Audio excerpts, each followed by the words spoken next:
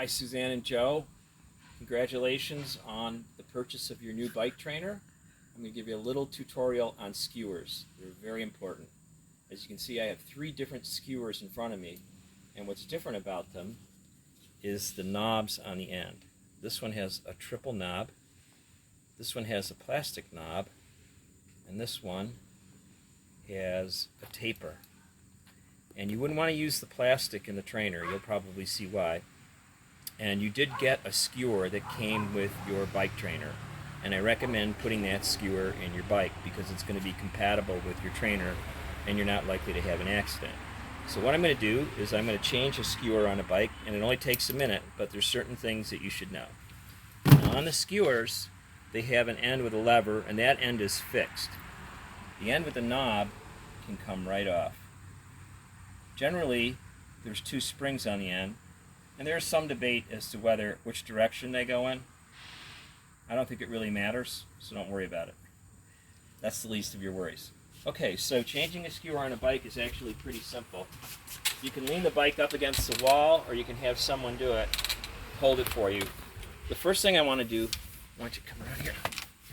First thing I want to do is tell you how you take a skewer off. And the first thing I want to point out, one of the things I want to point out is the location of this lever. It's very important to close your lever in this position. You don't want to close your lever down here, because if you're riding or even walking, you can catch your foot on it or catch some other object on it. Same with here. So the place you want to end up closing your lever is right here in the triangle. Okay, so the first thing we're going to do is we're going to open the lever on your skewer. And if it's too hard to open, if it was on too tightly, you can put an object like a screwdriver back there and pull it. So now what I'm going to do is I'm going to take the skewer off the bike, but I'm going to leave the wheel on the bike. So what I'll do is I'll just keep turning.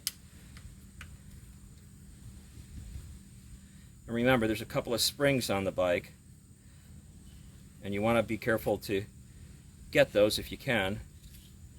I'm probably missing the spring on that side. Nope, it's stuck on the skewer. So there you go. So that's the old skewer, and I'm going to put a new skewer on here. So I'm going to take that one spring off, keep one on the bottom. Now remember, the lever side goes on the side of the bike without the gears. Okay, so I'm inserting the skewer, I'm putting the spring in on this side, and then I'm going to put this on. But it's very important how you close this. Some people say, as a rule of thumb, never thread with this lever, always use this one. But you can thread with this lever until you get near the very end. You want to, your last final turns should be on this end for strength. And you want to test a couple times whether you have enough tension here. You do want to have some, but you don't want to have so much that you can't get the skewer off the bike again.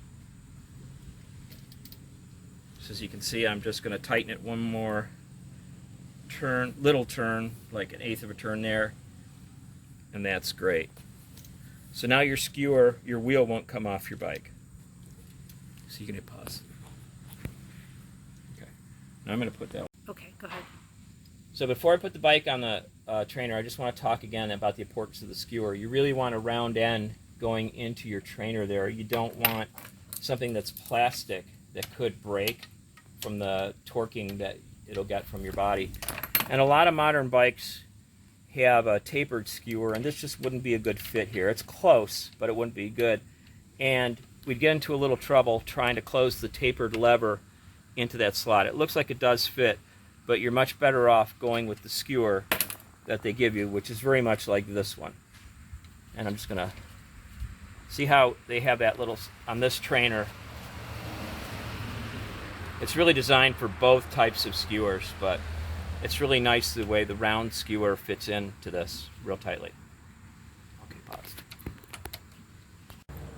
Okay, so now we're going to put the bike in the trainer. So I'm going to lift it over the trainer and kind of put it in the middle of the trainer. But before I tie it down, they call this the flywheel or the tensioner.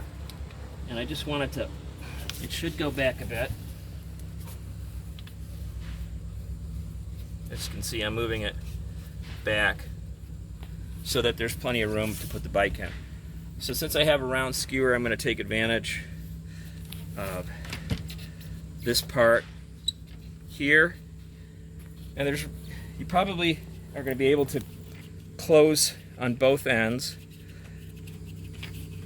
So at first I just want to be able to make sure it has the bike. And if it's rotating around a bit, that's okay. I want to get it from both ends. I want to tighten it down from both ends.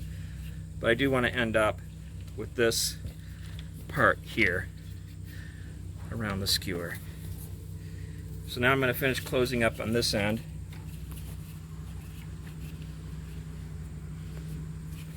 And it should be really tight. You want to get it as tight as you can get it. You don't want to break the bike. But again, it's got to support your weight and it's got to support torquing.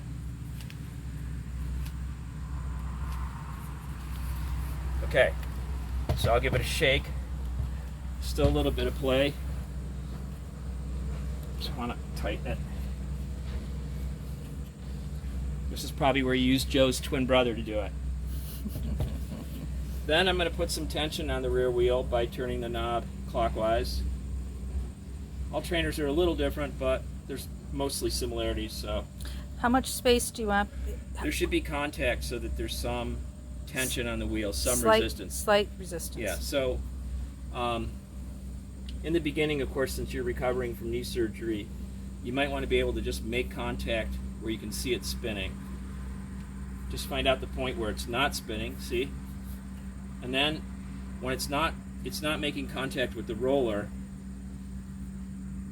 Go a whole revolution. So I had my thumb right there, and now it's making contact. So that's just about the lightest amount of resistance. And as you get stronger, you can increase your resistance by half turns, full turns, quarter turns, whatever you feel comfortable doing. I don't have a block for under the front wheel, but a lot of people do put a block to raise up the front wheel. And if you'd like one, we can send one to you. Okay, so I'm just going to get on the bike.